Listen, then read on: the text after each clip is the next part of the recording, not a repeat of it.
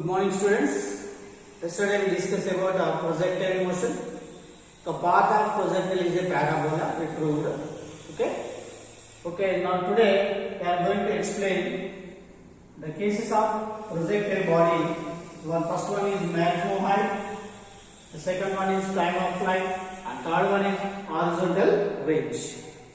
So first one, maximum height. What is called maximum height? The height at which the velocity becomes zero. The height is said to be maximum height. Otherwise, the perpendicular distance between the earth surface when the velocity is zero at that point. The distance between when the velocity is zero, that point to the surface of earth is called the maximum height. The perpendicular distance between A and earth surface is called maximum height. So,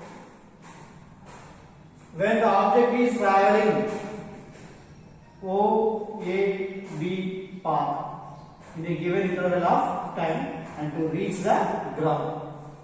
Okay, so OA is OA is called the maximum height. A is called maximum height. The initial velocity of an object u is equal to here uy, that is equal to u sin theta, horizontal vertical component u sin theta.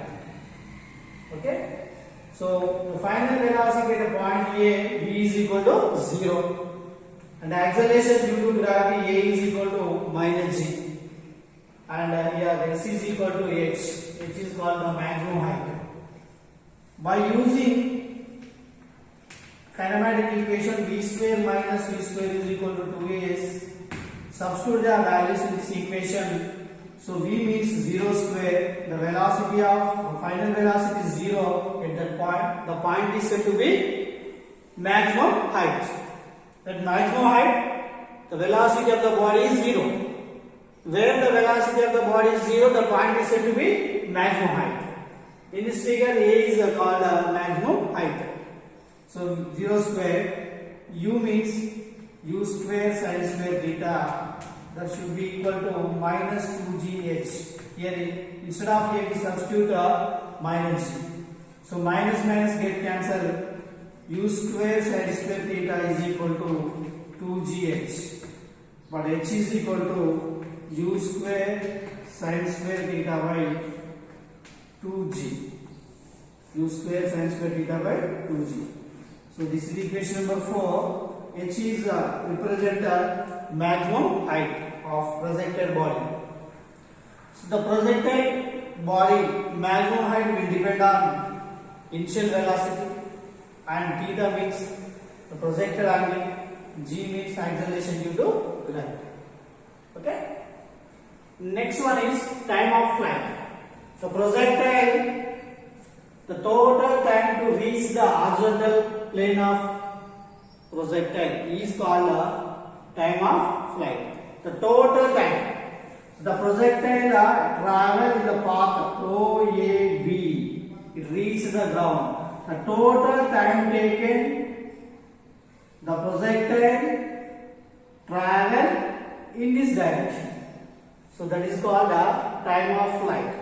The time of flight means the total time to travel the projectile in horizontal plane.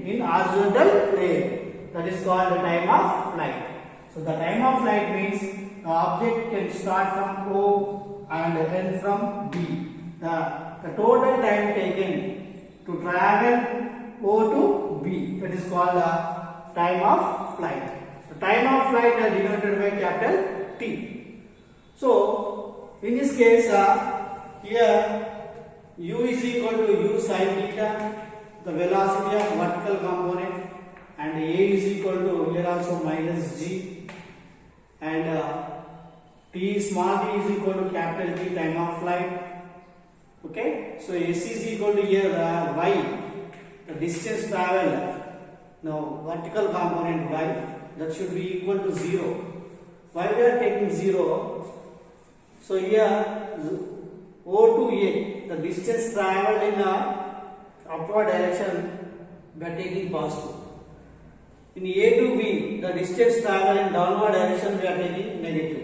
The total distance traveled O to B is 0. So that is S is equal to 0.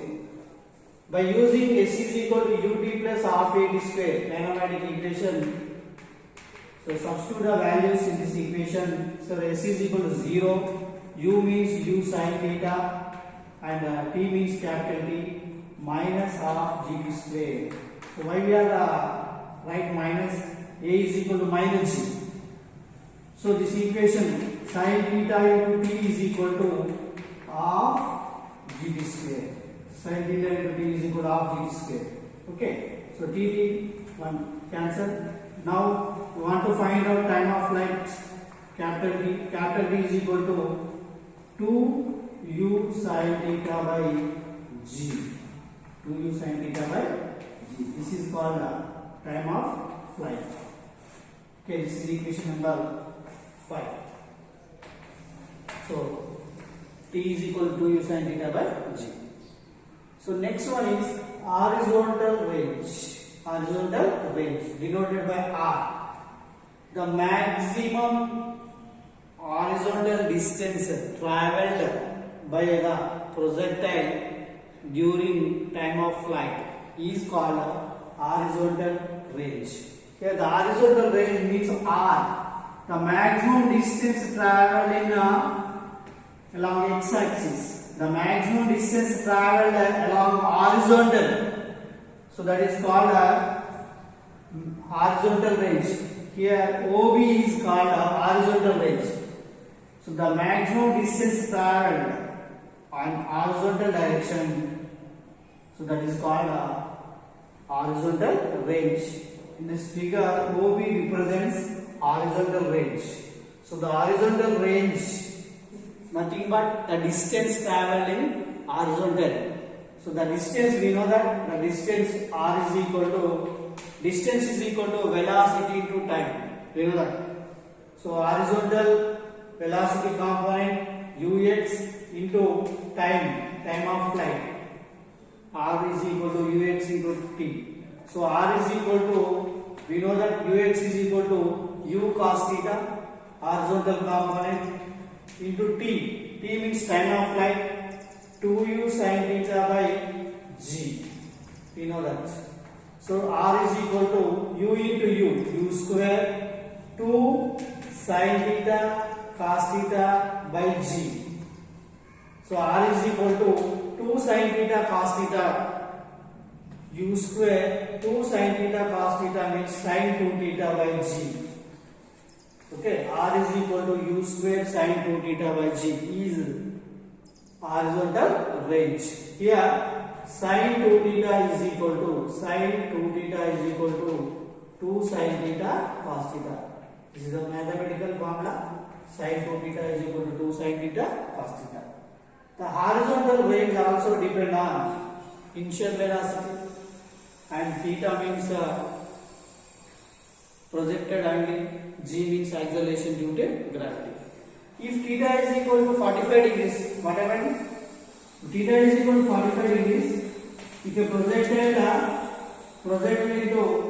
theta is equal to 45 degrees, so r is equal to u square sin 2 theta, 2 into 45, sin 90 by g. So we know that sin 90 is equal to 1, r is equal to u square by g. So when a